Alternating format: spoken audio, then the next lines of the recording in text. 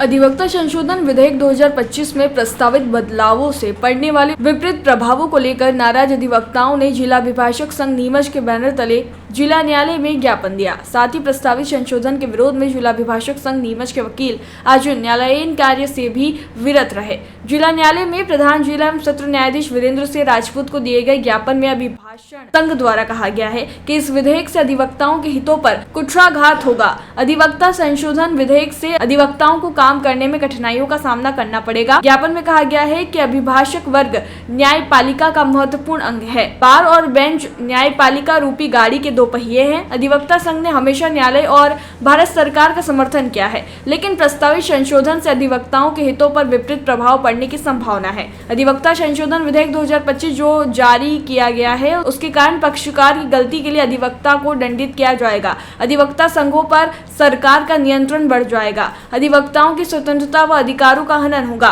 ज्ञापन में अधिवक्ता संशोधन विधेयक 2025 का अभिभाषक संघ नीमच ने पुरजोर विरोध किया। ज्ञापन में भारत सरकार से अनुरोध किया गया है कि प्रस्तावित एक्ट को वापस लिया जाए। अधिवक्ताओं की सुरक्षा के लिए एडवोकेट प्रोटेक्शन एक्ट को सरकार तुरंत लागू करे। देखिए, इस देश की आज़ादी में सबसे ज़्यादा महत्वपूर्ण अगर किसी का योगदान रहा तो वकीलों का रहा। और इस देश के प्रथम प्रधानमंत्री जवाहरलाल नेहरू ने सन 1961 में आज़ादी में वकीलों को योगदान को देखते हुए और वकीलों के प्रोत्साहन के लिए, वकीलों की सुरक्षा के लिए, वकीलों के व्यवहार को लेके, वकीलों के विधि व्यवसाय को लेके 1901 में एडवोकेट एक्ट बनाया था। उस दिनांक से आज दिनांक तक एडवोकेट्स की कार्यप्रणाली में, उनके विधि व्यवसाय में सरकार का कोई हस्तक्षेप नहीं रहा। अब जो अधिवक्ता संशोधन अधिनियम विधेयक जो आ रहा है, उसके तहत सरकार ने ये प्रस्तावित किया है कि बार काउंसिल ऑफ इंडिया में 3 सदस्य सरकार के नुमाइंदे होंगे, जो पूरे भारतवर्ष के किसी भी अधिवक्ता को और अधिवक्ता संघ को मंजूर नहीं है। क्योंकि यदि सरकार के नुमाइंदे जब बार काउंसिल ऑफ इंडिया में जाके बैठेंगे तो निश्चित रूप से वो राजनीति को बढ़ावा देंगे और निश्चित रूप से इस बात से इनकार नहीं किया जा सकता कि वकीलों के विरुद्ध पक्षपातपूर्ण रवैया अपनाया जाएगा।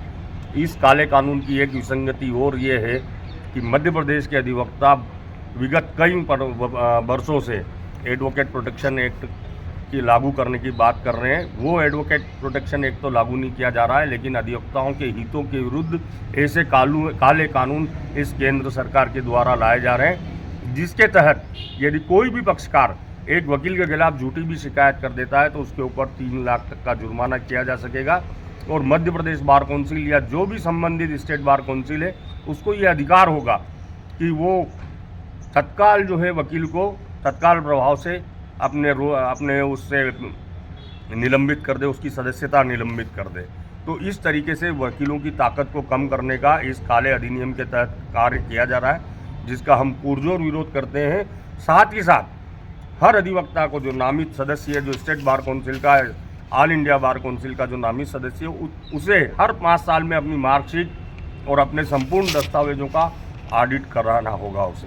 तो इस तरीके से वकीलों को केंद्र सरकार के द्वारा अपने नुमाइंदे बार काउंसिल ऑफ इंडिया में बिठा के उन्हें कमज़ोर करने का जो है काम प्रयास किया जा रहा है, जो किसी भी वकील को और किसी भी अधिवक्ता संघ को किसी भी कीमत पर वो मंजूर नहीं है। इसलिए मैं आपके माध्यम से, नीमच के मीडिया के माध्यम से केंद्र सरकार से आह्वान करता हूं कि इस काले कानून को वापस ले, और अगर यदि ये नहीं लिया गया तो पूरे ऑल इंडिया की, जिसमें हमारा अधिवक्ता संघ नीमच भी शामिल है, ये लड़ाई अनवरत जारी रहेगी। सर, क्या मानते हैं कि इस कानून से वकीलों की स्वतंत्रता में सरकार का हस्तक्षेप बढ़ जाएगा? हमारे जो संवैधानिक अधिकार है उसको भी कम किया गया है और सीधे सीधे केंद्र सरकार अब वकीलों के बीच में भी जो है अपना हस्तक्षेप बढ़ाना चाहती है और इनडायरेक्टली रूप से वो न्यायिक प्रक्रिया को भी कमजोर करना चाहती है।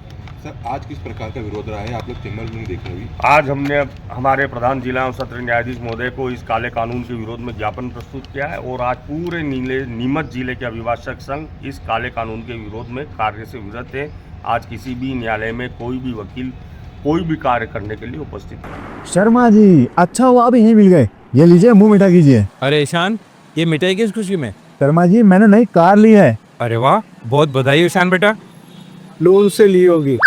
क्या बात है ईशान भैया, नया घर भी बना लिया, नई गाड़ी भी ले ली, कहीं लॉटरी वॉटरी तो नहीं लगी है? हाँ भाई, कोई लॉटरी लगी है क्या? अरे नहीं नहीं, ये तो बाप जी ऐसे ब्लॉक्स का कमाल है। बापजी ब्लॉक्स? वो कैसे? वो ऐसे क्योंकि मैंने अपना घर बनाने में लाल ईंटों की बजाय बाप जी ऐसी ब्लॉक्स का इस्तेमाल किया, जो लाल ईंटों की बजाय ज्यादा मजबूत, टिकाऊ और सस्ता होता है। इसमें ना प्लास्टर और सीमेंट की जरूरत होती है, ना ही तराई करने की झंझट, और लाल ईंटों के मुकाबले ऐसी ब्लॉक्स के इस्तेमाल से 5 गुना तेजी से निर्माण हो जाता है और मकान बनाने की कुल लागत में 40% तक की बचत भी हो जाती है।